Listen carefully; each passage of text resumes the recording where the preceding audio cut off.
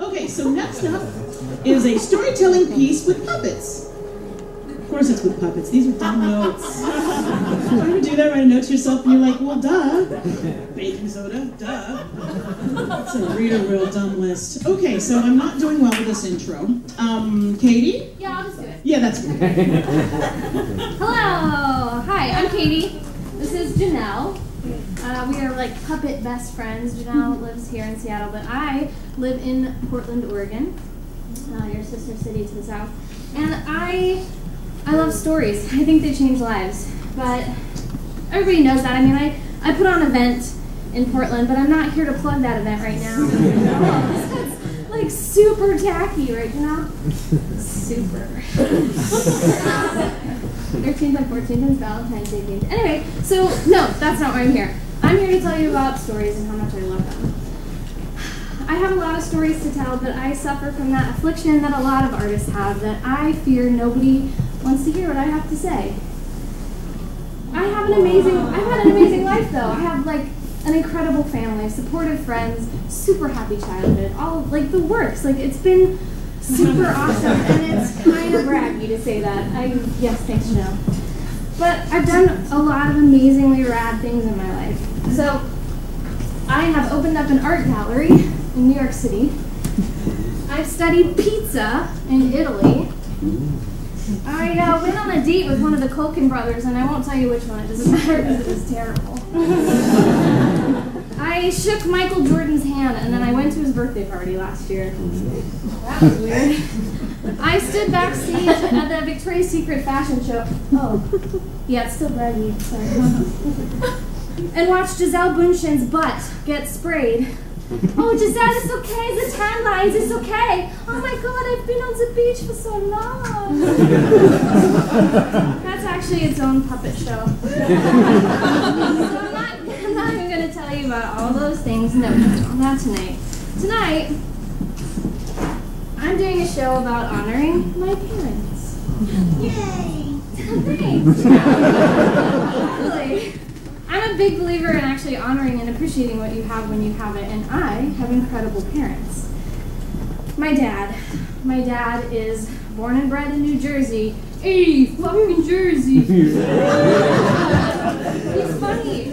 He's type A personality. Everyone agrees with that. He thinks there's 4 types of personalities, A, B, C, and D, but he only knows about type A. That's right.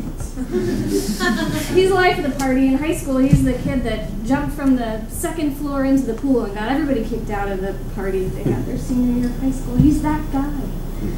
He's awesome. My mom is a lamb. Not really. That's weird. No, she's not really a lamb. Can you make that?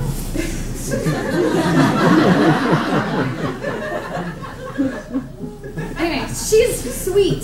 Born and bred in Texas. She's a southern lady. She wears jewel-toned sweaters and florally scarves. She teaches piano out of our home, always has. I used to come home to the sound of scales being played on the piano badly. La, la, la, la, la, la, like that. Not singing piano. Anyway, she still plays almost every day to an empty room. She plays all the time, and she's amazing. These are my parents. They're the ones that taught me that with enough hard work and perseverance, I can do whatever I want. They let me move to New York for a musical theater degree when I was 18. They're crazy. So my mom, in 2008, she started having pains in her head. They led to her neck and down her arm. Sudden onset, nobody knew what was going on. They rushed her to the hospital because they thought maybe it was a heart attack. But it wasn't. She ended up going to a series of doctors, neurologists, chiropractors, the works. They didn't know what was wrong with her. And everything was on the table, from MS, maybe, to an autoimmune disorder. There's so many. To brain cancer, maybe. They didn't know. Nobody knew for a whole year. My dad thought he knew. He thought that her chiropractor broke her. Yeah, you fucking broke my wife.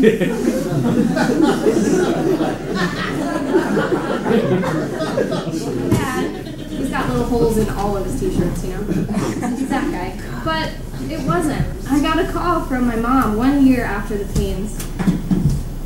Oh, it's Parkinson's disease, like Michael J. Fox. She was so excited. It was weird. I guess she had gone so far down this mental path in her head that Parkinson's, something to finally give a name to what was happening, was exciting.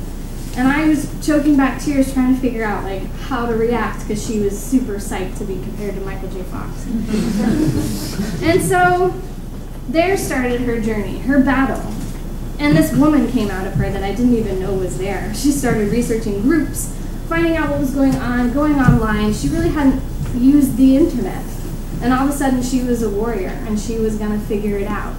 She was convinced that she was a part of that 10% of Parkinson's patients that do not advance. That's what she thought.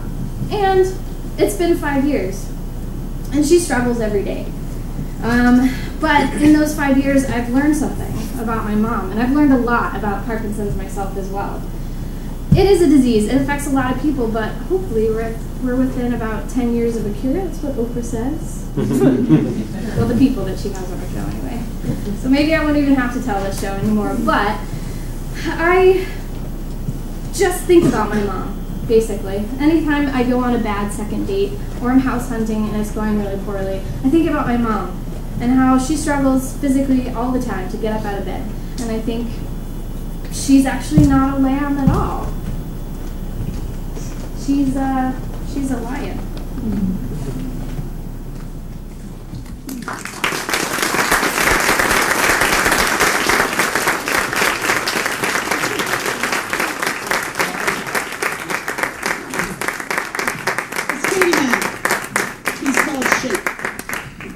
Comes to us from our friends in Portland yet again. There's a give and there's a take. Some of us will go down there for their Puppet Slam. Puppet Slams are a network. Did you know that?